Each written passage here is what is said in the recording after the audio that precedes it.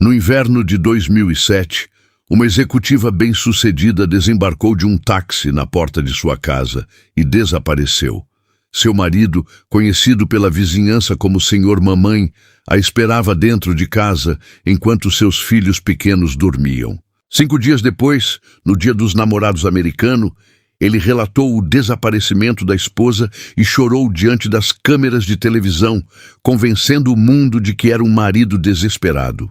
No entanto, quando a polícia descobriu que esse marido e pai desesperado não cuidava dos filhos sozinho, mas tinha a ajuda de uma babá de 19 anos que morava na casa, a investigação tomou um rumo inesperado.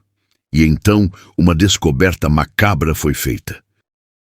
Tara Lynn era uma mulher bonita e inteligente, uma garota de cidade pequena com sonhos grandes. Ela passou a maior parte da infância em uma fazenda com os pais e a irmã. Depois de terminar o ensino médio, Tara ingressou na Universidade de Michigan para estudar administração de empresas e marketing, onde conheceu Stephen Grant, o homem que mais tarde se tornaria seu marido. Stephen era estranho e desajeitado.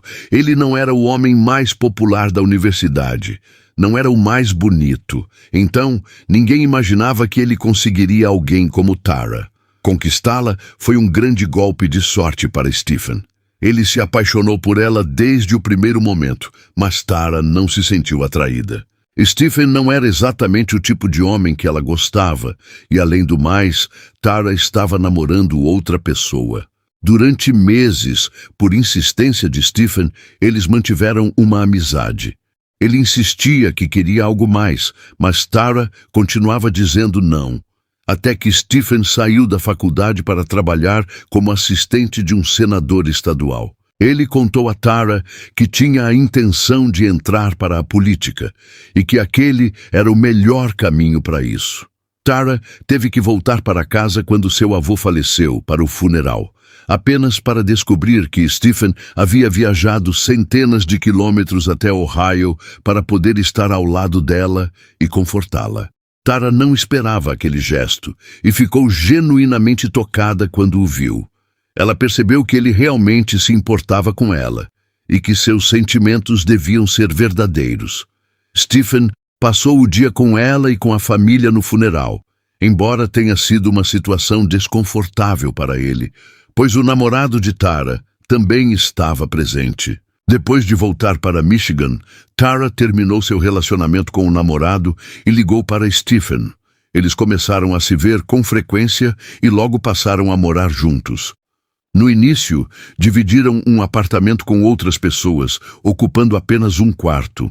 Depois que Tara concluiu a faculdade, eles se mudaram para Detroit, a cidade natal de Stephen. O pai dele tinha um negócio ali, uma oficina especializada em equipamentos de corte e moldagem de metal. O pai ofereceu a Stephen um emprego com um salário razoável e ele aceitou. Depois que o senador para quem ele trabalhava se aposentou, Stephen não conseguiu encontrar outro trabalho na área política e acabou desistindo desse caminho. Tara e Stephen se casaram em 1996 e, ao contrário do marido, Tara estava prosperando profissionalmente. Ela conseguiu emprego em uma grande multinacional. Começou a trabalhar com gerenciamento de sistemas, se destacou rapidamente, recebendo várias promoções. Por causa desse emprego, a vida do casal mudou completamente.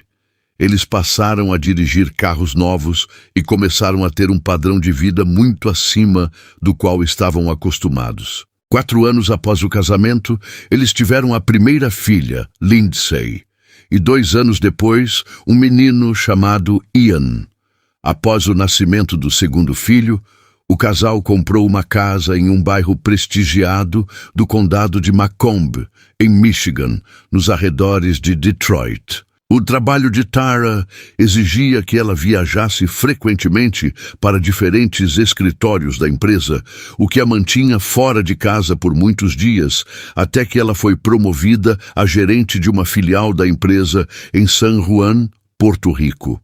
Como Stephen trabalhava com o pai perto de casa, decidiram que Tara iria sozinha para Porto Rico durante a semana.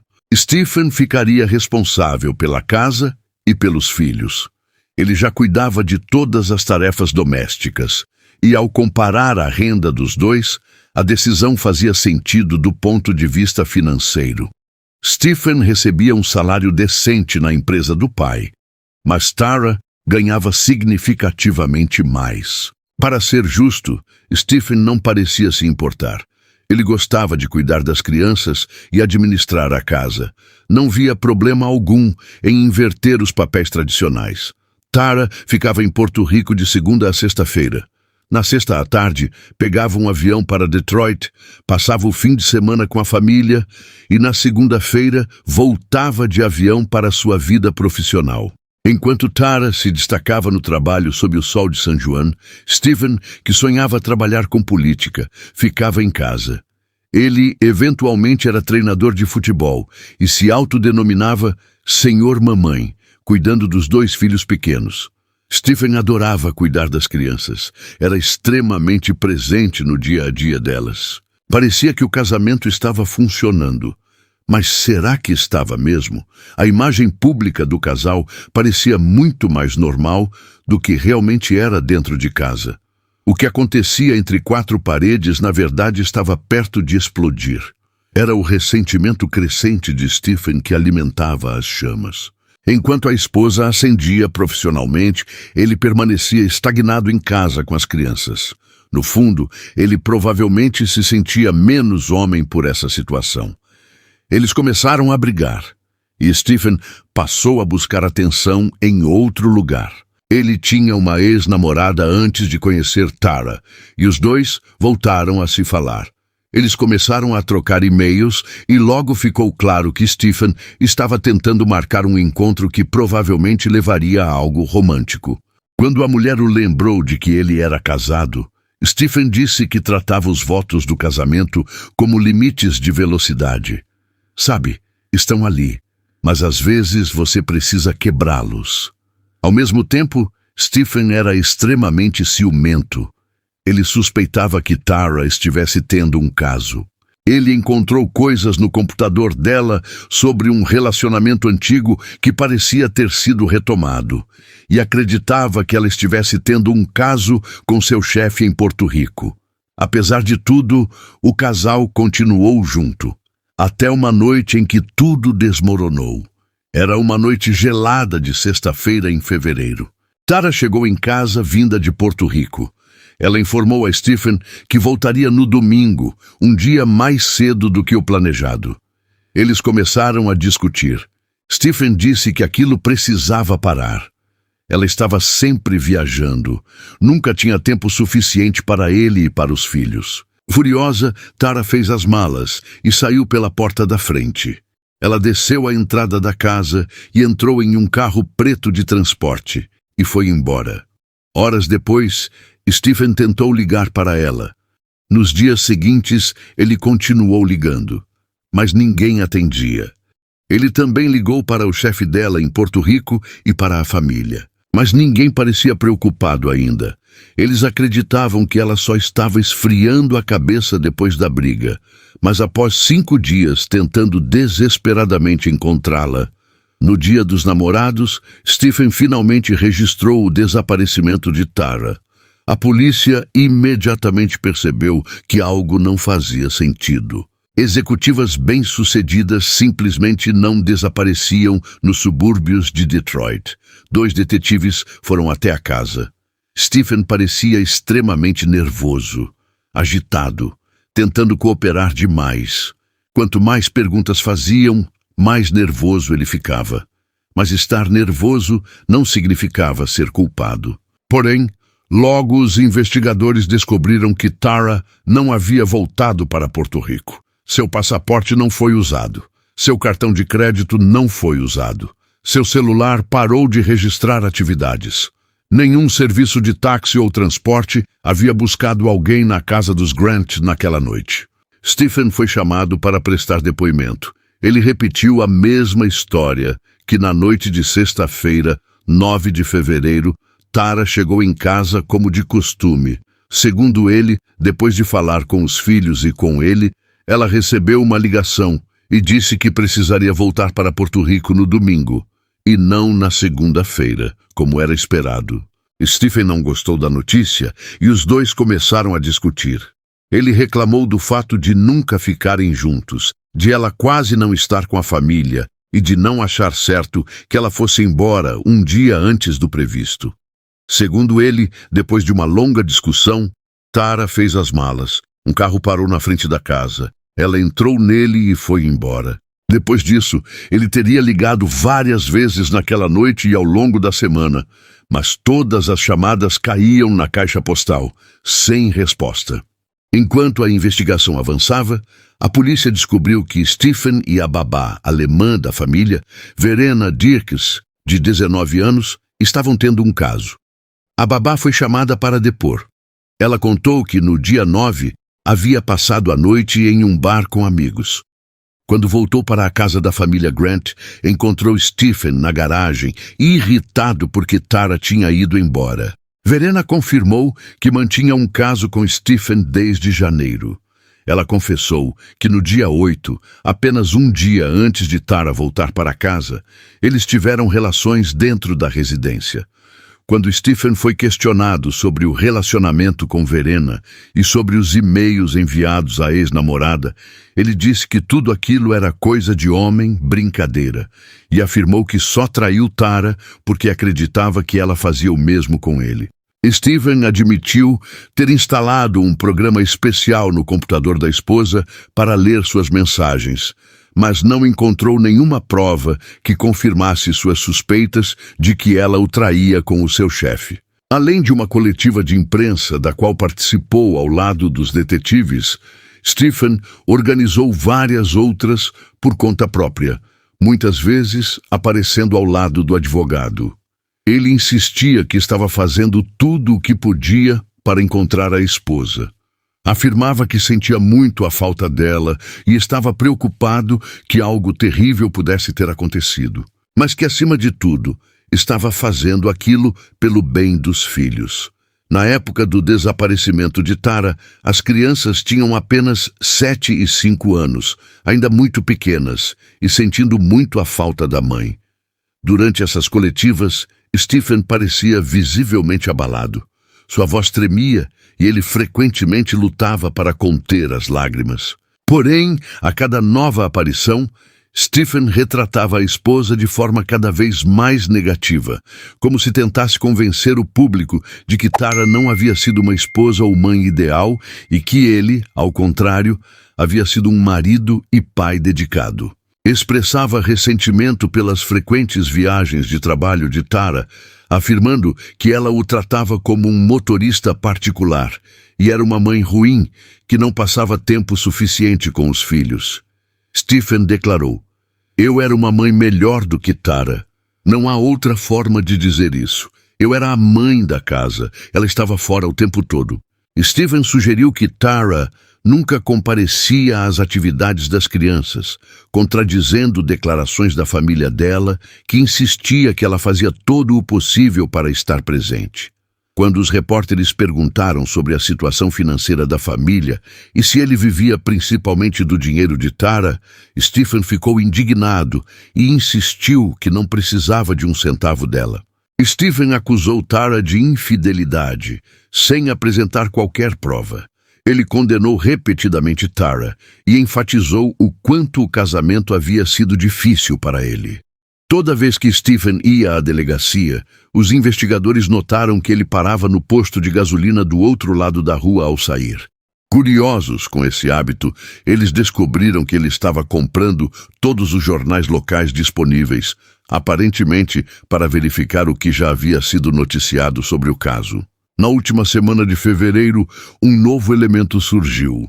Uma mulher que caminhava no parque perto da casa dos Grant encontrou um saco plástico escondido no buraco de uma árvore caída, contendo luvas de borracha, fragmentos metálicos e sangue.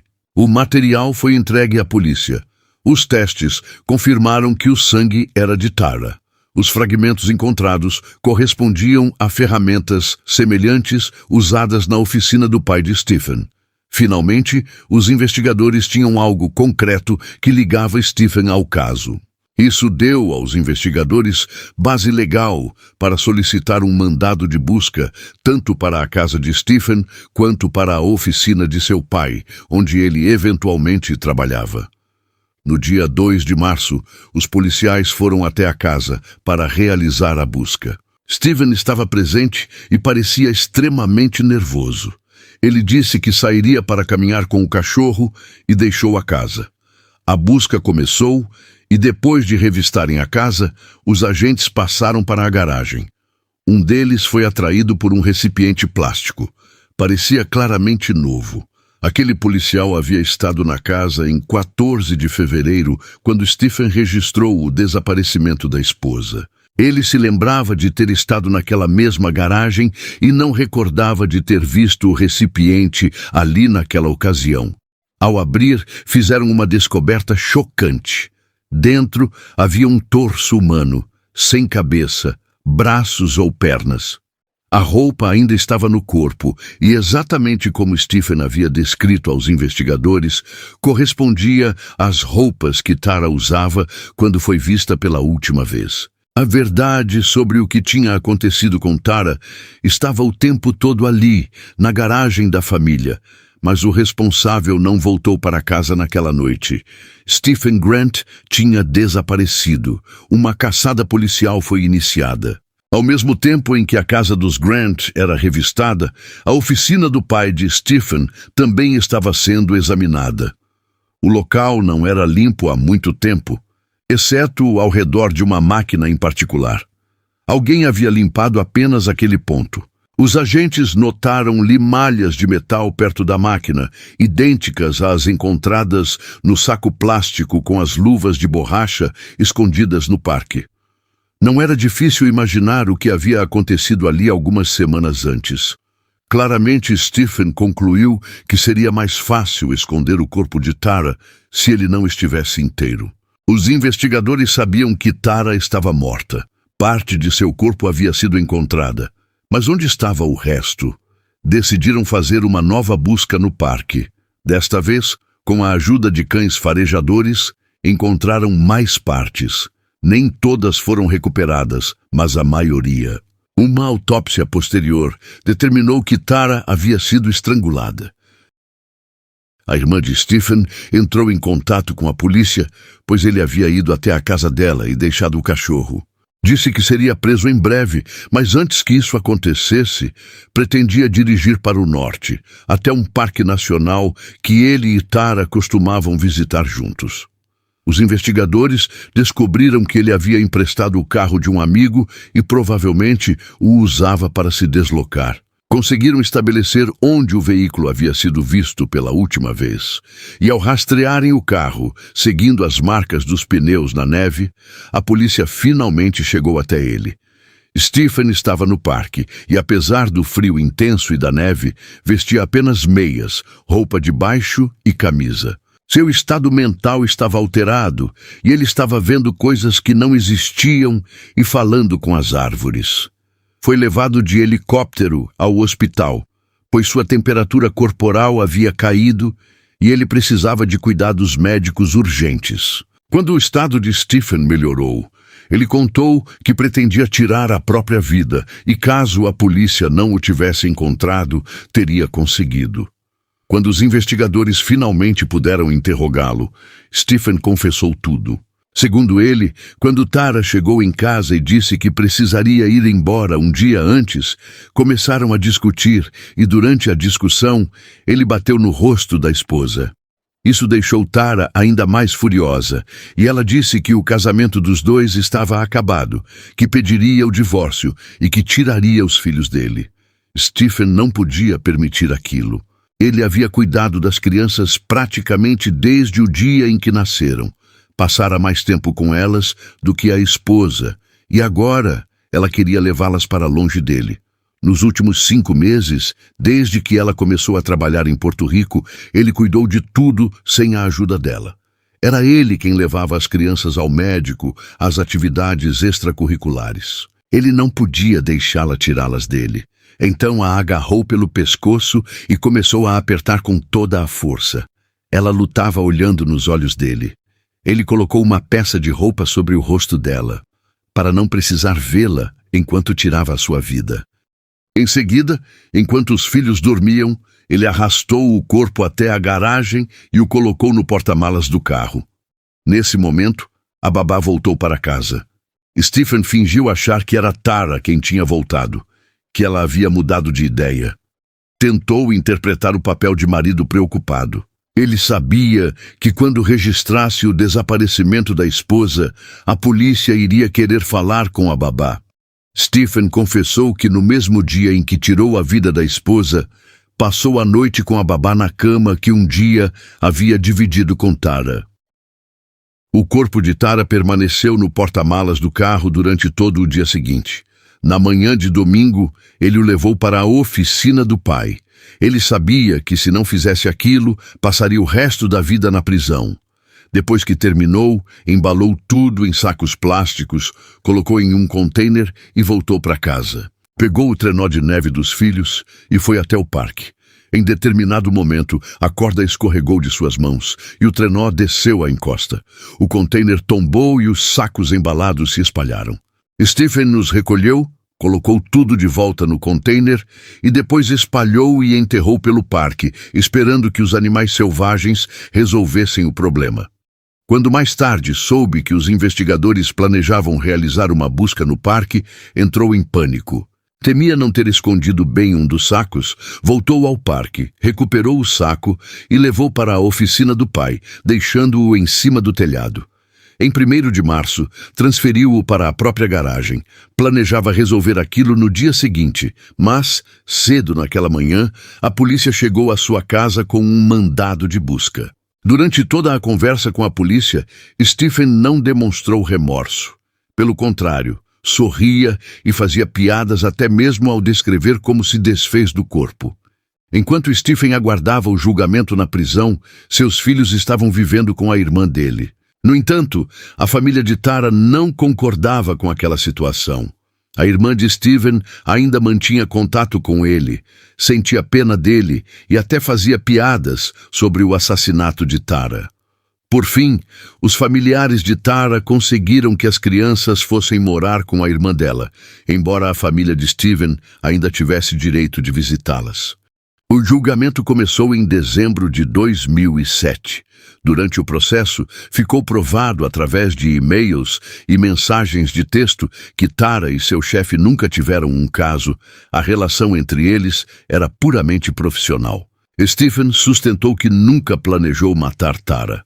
O que aconteceu, segundo ele, foi um trágico acidente. Stephen Grant foi condenado a um mínimo de 50 anos de prisão pelo assassinato em 2º grau de sua esposa. A irmã de Tara ficou com a guarda das crianças e, mais tarde, as adotou. O pai de Stephen não conseguiu conviver com o que havia acontecido com a nora. Ciente do que tinha acontecido em sua oficina, ele tirou a própria vida meses depois. Tara Lynn Grant teve sua vida tirada cedo demais por alguém que prometeu amá-la e respeitá-la.